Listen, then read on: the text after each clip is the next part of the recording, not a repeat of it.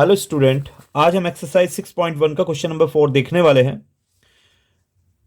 इस क्वेश्चन को देखते हैं। इन द गिवन फिगर, ये एक फिगर आपको दी गई है। इसमें बोला गया है इफ एक्स प्लस वाई, यानी कि इन दो एंगल्स का addition is equal to W plus Z, यानी कि इस ये स्ट्रेट लाइन है ए बी, इसके ऊपर वाले जो दो पार्ट हैं उनका एडिशन इक्वल है नीचे वाले दो एंगल्स का एडिशन के equal. Then prove that A O B is a line, यानी कि ये एक लाइन है, ये प्रूव करना है। इसको एक लाइन प्रूव करने के लिए इसके ऊपर या इसके नीचे एक स्ट्रेट लाइन पर एंगल जो बनता है वो 180 का बनता है। अगर उसके कोई पार्ट हैं तो उन सभी पार्टों का एडिशन भी 180 के इक्वल होना चाहिए, जैसे यहां पर है। अगर मैं किसी भी तरीके से इससे ऊपर वाले इन दो एंगल्स का एडिशन 180 बता दूं या फिर नीचे वाले, तब हम बोल सकते हैं कि ये जो ए ओ बी है ये एक लाइन है। चलो देखते हैं कैसे करते हैं इसको। Make an angle 360 at a point O, यानी कि इस ओ पॉइंट पर एक 360 का एंगल जनरेट हो रहा है, बन रहा है। अगर जनरेट हो रहा है तो इन सभी एंगल्स का एडिशन इज इक्वल टू, अगर किसी भी पॉइंट पर मान लीजिएगा ये पॉइंट है, इस पर जो ये एंगल जो बना हुआ है ये 180 ऊपर होता है और 180 नीचे होता है। अभी मैं इसके चार पार्ट हो रखे हैं, इन सभी पार्टों का एडिशन आपको बता रहा हूं। X plus Y plus W plus Z is equal to 360। Clear है? इन सभी का एडिशन इज इक्वल टू 360। एक गिवन कंडीशन है आपके पास। क्या कंडीशन है कि अगर x प्लस वही y अगर कहीं आपको दिखाई देता है, उसके प्लेस पर आप w प्लस जेड लिख सकते हैं, या फिर w प्लस जेड दिखाई देता है उसके प्लेस पर एक्स वाई लिख सकते हैं।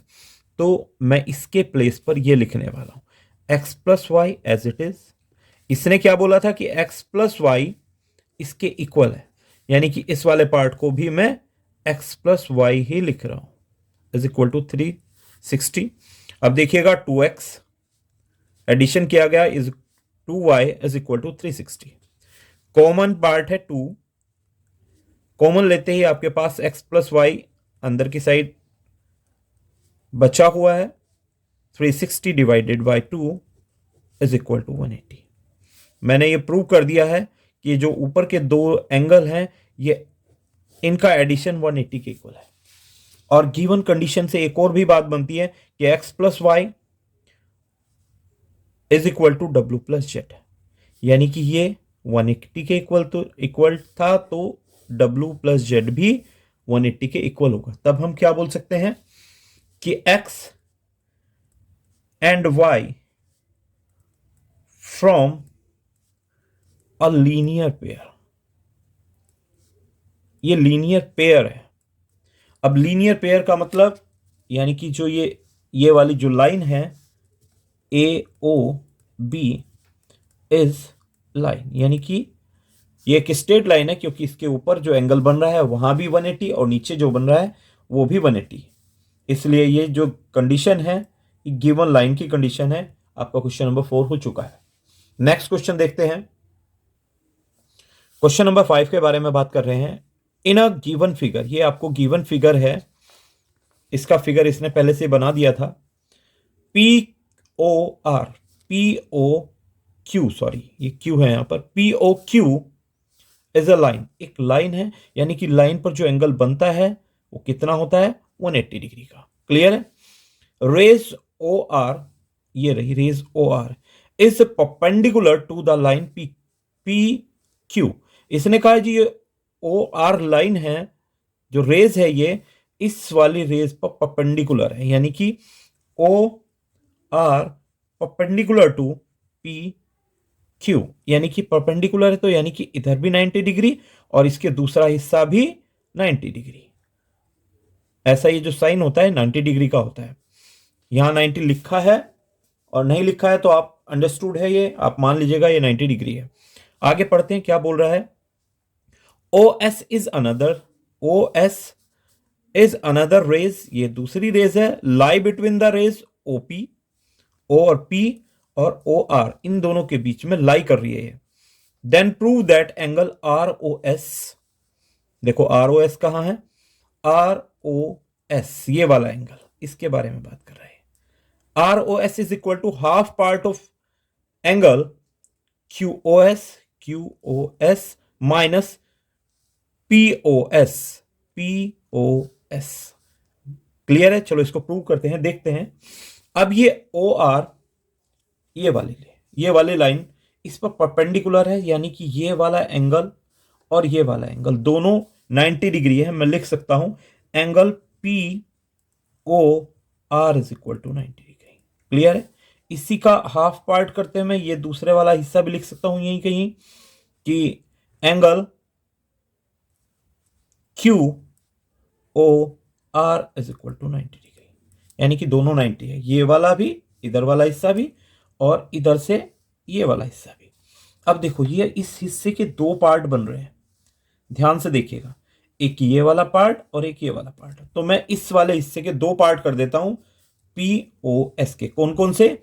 एक पार्ट ये प्लस एक पार्ट ये। चलो लिखते हैं इसके प्लेस पर एंगल पी ओ एस, ये वाला एंगल, प्लस कौन सा एंगल ऐड होगा? बिल्कुल सही सोच रहे हैं, ये वाला इसके साथ ऐड होगा, तभी तो ये कंप्लीट एंगल 90 का बनेगा। ठीक है, तो देखते हैं इसको। R O S, angle R O S, S O R भी लिख सकते थे, पर हमारे जो फॉर्मूला में जो प्रूफ मांग रहा है आर ओ एस से है, तो इसलिए R O S is equal to 90 degree. Clear है? इसके मैंने दो पार्ट लिख दिए, इस पार्ट के, इसको मैंने इक्वेशन नंबर 1 सेलेक्ट कर लिया है। अब इसको देखते हैं, ये क्या बोल रहा है कि O Q O are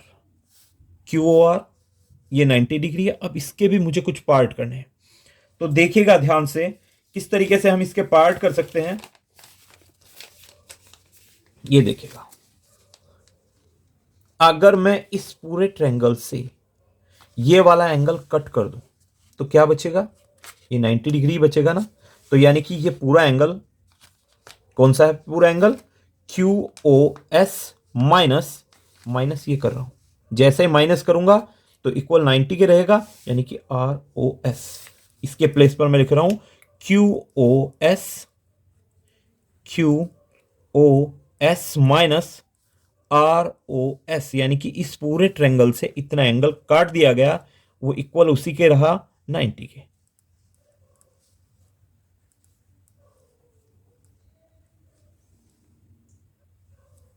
clear है? ये इसको इक्वेशन नंबर 2 सेलेक्ट कर लिया।